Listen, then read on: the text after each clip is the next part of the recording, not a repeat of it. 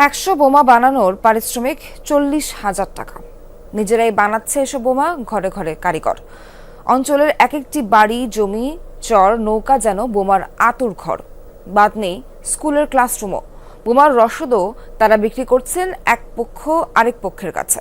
গোষ্ঠী বিবাদের জেরে শরীয়তপুরের বিলাসপুর 4 দশকের রণভূমি। কোথা থেকে মিলছে বোমার রসদ, দ্বন্দ্বের কারণ আর কি সহকর্মী আকলাকুস সাফা ও এস এম শাকিলের সরজমিন অনুসন্ধান। ছবি তুলেছেন ইসমাইল হোসেন জনি।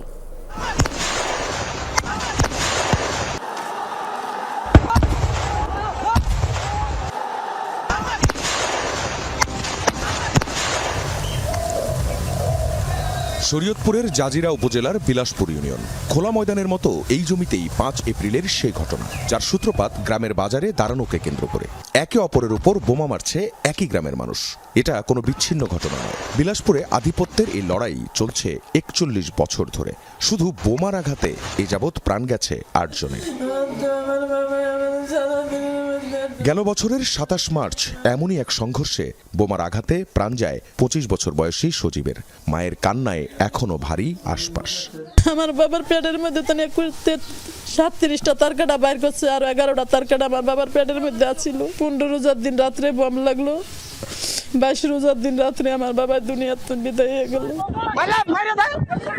1 মাস না যেতেই এপ্রিলের 24 তারিখ আরেক সংঘর্ষে প্রাণ যায় স্কুল ছাত্র সৈকতের। বোমার আঘাতে লুটিয়ে পড়েছিল ছেলেটি, পরে হাসপাতালে প্রাণ যায় তার।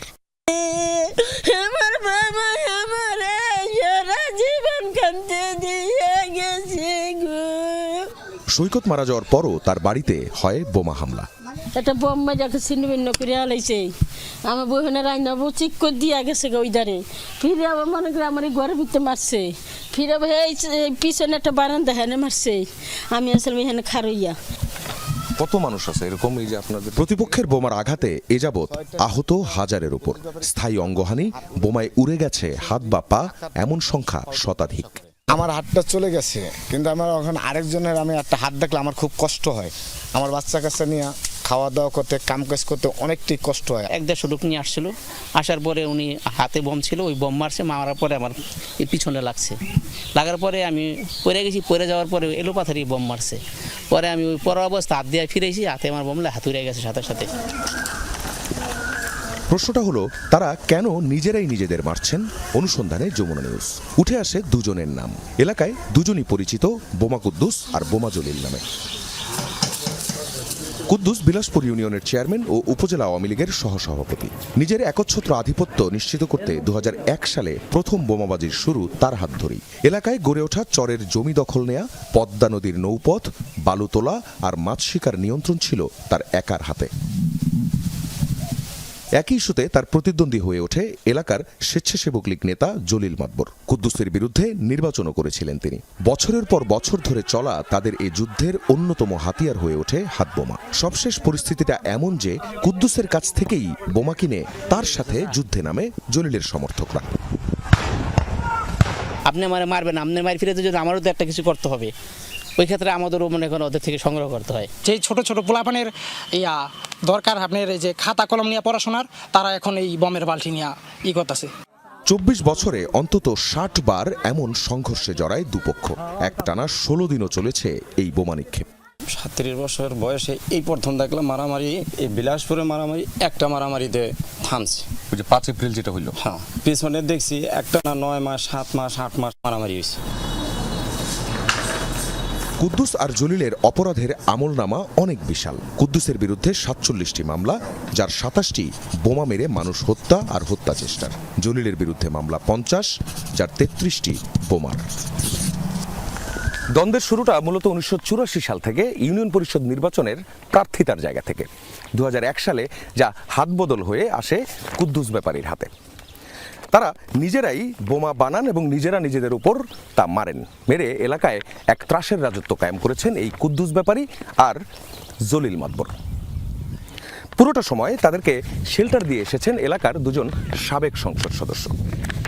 এখন এলাকার একটা অংশ বলছেন জলিল মাতবর জেলে থাকলে তারা ভালো থাকেন, আরেকটা অংশ বলছেন কুদ্দুস ব্যাপারী জেলে থাকলে তারা ভালো থাকেন। পিছনে সাবেক এমপি ছিল মোজাম্মেল ভুঁইয়া, ইকবাল হোসেন, কাগজপত্র সাহিত্য, এরা এইসব কাজ করছে। একটা এমপি পারে না যে এলাকার মাইল খেজা থামাইতে, এমপি আরও মাইল লাগাই রাখছে।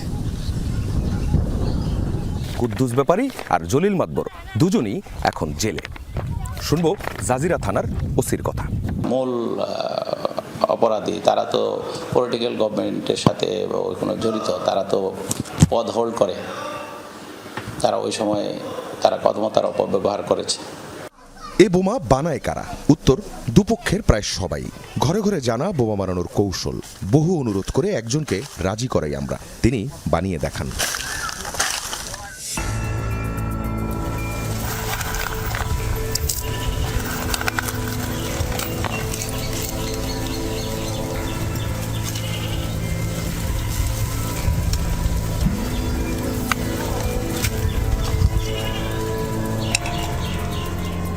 উপকরণ সব সাথে থাকলে মাত্র 5 মিনিটেই তৈরি হয় এক একটি হাত বোমা। 100 বোমা তৈরি করলে পারিশ্রমিক 40,000 টাকা। নির্জন স্থান, বাগান, পদ্মার চর বা নৌকায় বসেও বানানো হয় বোমা। এই স্কুলটিও বোমা বানানোর আরেক স্পট। জানা গেল, সংঘর্ষের সময় কয়েকজন থাকেন যারা তাৎক্ষণিক বোমা বানাতেই থাকেন। মহিলারাও আছে এগুলোর মধ্যে? মহিলারা লোক পাহারা থাকে যে পুলিশ আহেন। বেতন মানে 100 বোমা বানিয়ে দিব, একটা চুক্তি থাকে, এত টাকা দিব। কোথা থেকেই বা আসে এর রসদ? কুদ্দুস আর জলিল দুপক্ষের বক্তব্যে রুট একটাই। কুদ্দুস ব্যাপারীর ভাই, বোমা কুদ্দুসের ভাই নুর ইসলাম ব্যাপারী, সে হলো প্রতিটা এলাকায় বোমের সাপ্লাইটা করে, বারুচাইনা বিক্রি করে, মানুষের কাছে কাছে ব্যবসা করে। মাঝে মাঝে মনে করেন ওনার পিক আপে করে নিয়ে আসে, নওগাঁ থেকে, নরসিংদী থেকে, ঢাকা থেকে নদীতে ওনার পিক আপে করে নিয়ে আসে। এসবের ভয়ে নিজ বাড়িতে থাকে না বিলাসপুরের বহু পরিবার। আহতদের অনেকেই পাল্টা মামলার আসামি হয়ে গ্রাম ছাড়া। সারা দাদা বাইরে নেই, বমলে মানুষ খারাই রয়েছে। কত বললে বাবা দুনিয়াতে আমি পুরো মানুষ আসলাম, দেখছি না তো কত এমনি আগুন লাগছে। যাওয়ার সুযোগ দেয়নি। প্রথমে আইসা ওরা গদ্দুর কোবাইলো, বাড়ি ঘর বম ফিকলো। ফায়ার সার্ভিস ওই ব্রিজের উপরে আসছিল, ওরা ওই ব্রিজের উপরে গাছ ফালাইয়া বম ফিকছে, তারা আর আসতে পারেনি, আমাদের আগুন নিবাইতে পারেনি। পারলে বাড়ি বেছে দেবো গা, বিলাসপুরে থাকতে চাই না। এত বছর প্রশাসন তাহলে কি করেছে জানতে চাই জেলার এসপির কাছে। প্রশাসনে যারা ছিল তারা চেষ্টা করেছে, কিন্তু তারপরও অনেক সময় যে আইনের ফাঁকফোকর করলে আসামে বেরিয়ে আসে এবং তারা এই যে নাশকতাগুলো সাধারণত করে থাকে। দুই ব্যক্তির দ্বন্দ্ব আর প্রভাবের আগুনে পুড়েছে এমন শত শত ঘর। এলাকার অবস্থা এখন এমন, বেশিরভাগ পুরুষ পলাতক, কেউ আছেন জামিনে আর বাকিরা জেলে। আর লম্বা সময় ধরে যারা নিজেদের এবং সন্তানদের এই বোমা আতঙ্ক থেকে বাঁচাতে চেয়েছেন, এলাকা ছেড়েছেন, তারা এখন এলাকায় ফিরতে চান, বাপদাদার ভিটে বাড়িতে। দরকার তাদের নিরাপত্তা। আখলাকুস সাফা, যমুনা নিউজ, বিলাসপুর, জাজিরা, শরীয়তপুর।